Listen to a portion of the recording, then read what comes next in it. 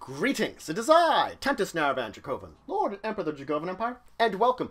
It is time to continue my discussion on the clans and bloodlines of Vampire the Masquerade. Well, today I've got two bloodlines from the Lasombra. Let's start with the Kiasyd. So the Kiasyd, of course, are a bloodline of Lasombra founded by Marconius.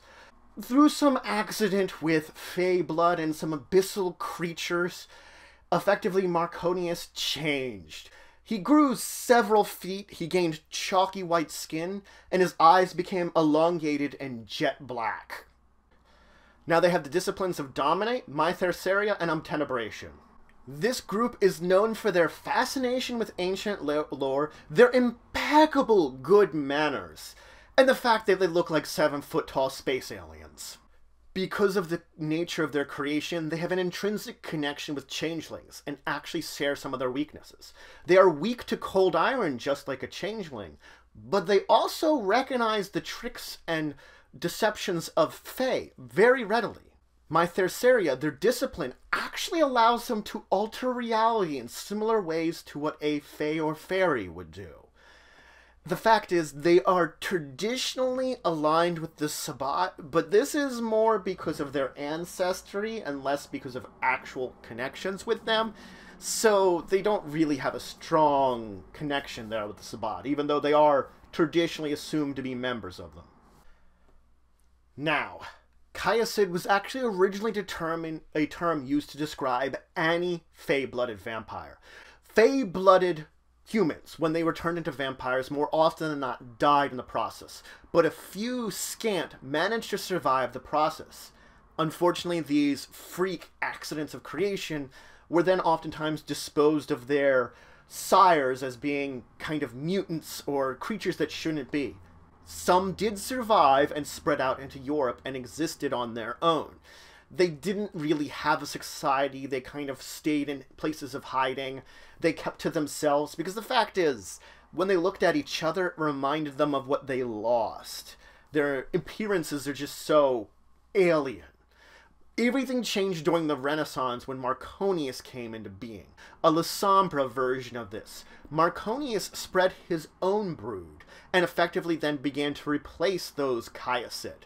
The remaining Kiasyd, in order to survive, gave up their name to him and basically gave fealty to him in a way, basically spread themselves out and became the group known as Magar, which we'll talk about in another episode. Now, according to legend, Marconius and his sister were powerful mages.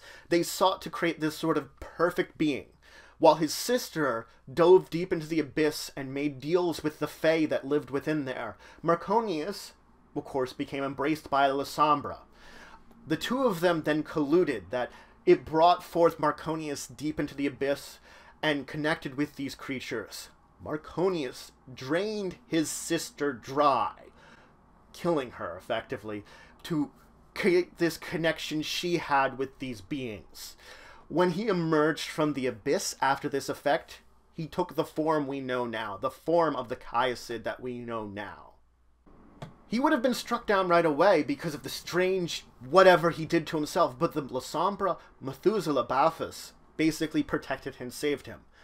Marconius was thrown into a dungeon and basically left to rot, until the Anarch revolt resulted him being freed. Upon this, of course, he decided to join with the Sabbat, because they were the ones that effectively have freed him from this. And that is the reason why his bloodline is intrinsically connected with them. Now, during the Victorian Age, they did grow to a degree, but they pretty much kept to themselves and did very little for vampire society. They kept to the shadows. And even during modern nights, where they do still exist, they mostly keep to themselves, gathering arcane lore and ancient lore. They're gathering ancient lore. They really have some kind of purpose behind this gathering of lore, but it's really impossible to say. Now, Kiasyd culture can best be described as being incredibly polite and Victorian. They have this Victorian sensibility of course, the politeness and the way that they treat others. Every 50 years, the Kiasyd gather to share mysteries and exchange lore. Usually they're much more separated. Now they do have this long-standing love-hate with the Lasombra, because of course the fact they are bred from the Lasombra, but also they are this kind of weird offshoot of them. This is one of the reasons that they are a member of the Sabbat when you really look at it, but this is just a basic alliance because of that relationship with the Lasombra. They really don't have any deep connections to them, and you can find exceptions to that rule easily. Now, as I said, members are exceptionally tall. They're about 7 foot tall, have the chalky white skin, the dark black eyes. Now, under the moonlight, after they've fed, they'll actually glow this kind of faint blue to them, almost kind of ethereal.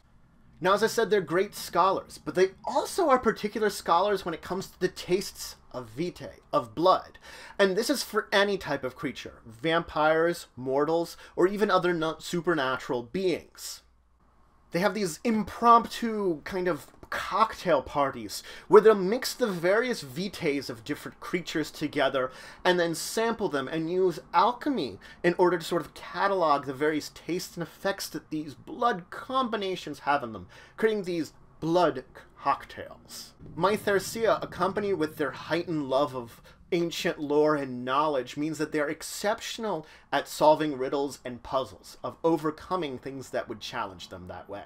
Now, they look to the scholarly, those that like ancient lore, museum curators, these type of people that would be connected with lore and knowledge as to those that are favored for the embrace. The fact is, they also look to those that have a level of politeness, a level of refinement to them, because they don't want to spend the extra time instilling this idealism of their polite Victorian nature into these people, teaching them what it is. They look for someone that already has steps along the way, and these are those that they wish to embrace to their side. Now, they are traditionally a solitary creature.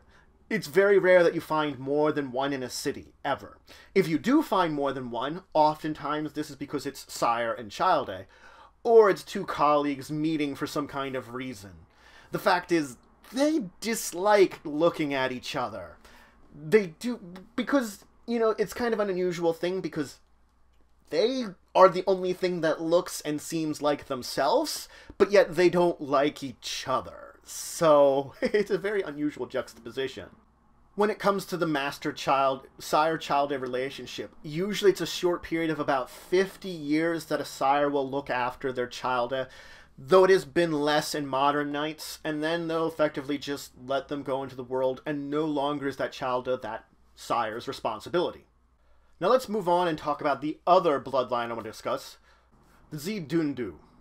This is a legacy of Laibon, so it is one of the African bloodlines of vampires. They have the disciplines of dominate, obtenebration, and potence. They originally hailed from a region within the Congo, but it is said that through some dark ritual, dark accident, they were driven out of the Congo. So now they find themselves within mostly Eastern Africa. It is here that they have resettled. It is because of this resettling, of this problems that they have, they're the most unified of all the legacies that exist. They in fact covet the spot that the Guruhi have as de facto rulers of the Laibon and wish to supplant them. And the fact is, because they are so unified, they're the closest and most possible ones to actually do this. So you do actually have a great chance of supplanting them as control. They tend to be quite sneaky and adaptable, and they can easily adapt to many of the non-traditional situations that might occur around them, an advantage that they have over some of the other legacies. They tend to embrace the ruthless, the shrewd, and the manipulative, though they will take them from any walks of life. Effectively, they look to those that have those traits that they really see in themselves as being useful for getting that position of power. Now, their weakness is very similar to Lasombra's, but rather than not casting a reflection, they cast no shadow of any kind. They also have a second part to their weakness. They cannot rest in any area where they would be in contact with some of their native soil. It is felt that this is some kind of extension of their banishment, and if they actually do, they find themselves greatly weakened when they awaken. This is actually very interesting because it's the opposite of what the Semiche have, where they need native soil. Very interesting there. But that's it for today. I talked about two bloodlines of the Lasombra. The Kiasyd, a fae-blooded bloodline, different than just the general fae-blooded group, which I will talk about in the future. They're specifically Lasombra and took the name Kiasyd from them.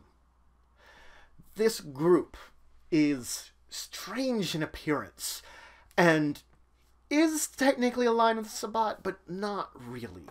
They just love ancient lore and are incredibly polite for being horrifically monstrous in their appearance and very strange. Then I talked about the Xi Dundu, one of the legacies of Laibon, based upon Lasombra, that was once part of the homeland in Congo but has been driven out. And it is because of this point that they have been unified into a powerful force that might become the de facto rulers of the Laibons, of all the legacies, taking over the spot for the Guruhi. It's a possibility that could happen. But if you have any questions, comments, anything you would say, anything you think I left out, please leave in the comments below. Please like, share, and subscribe. It's just to support the channel, the empire, the work I do. If you want to show some extra support, you could always check out my Patreon. Link in the description below. I have some great rewards there. It helps to grow and improve the channel. But regardless, until the next time, I bid you farewell.